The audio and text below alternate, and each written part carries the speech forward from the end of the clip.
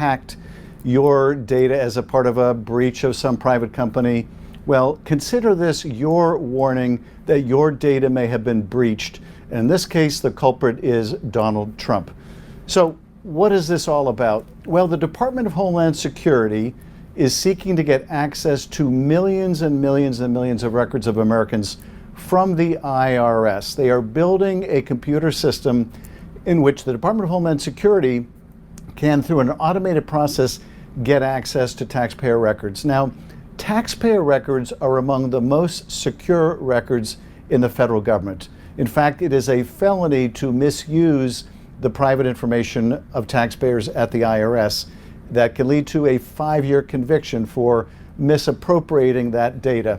That's how seriously the federal government takes when it comes to protecting your tax information.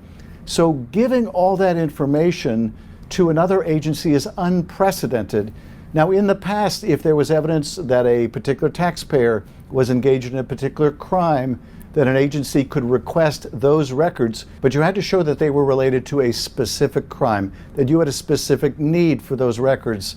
This would allow the Department of Homeland Security to gain access to millions of records at a time, never having to justify it.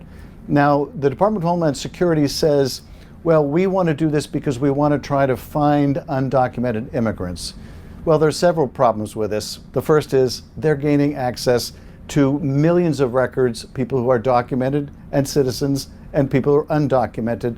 So this is not going to discriminate about whose taxpayer information is going to be floating to this other agency. But more than that, we're supposed to be encouraging people who are in this country but who are undocumented to pay their taxes. And we've promised them, well, we're not going to penalize you for doing what we want you to do, and that is abide by the law and pay taxes. So now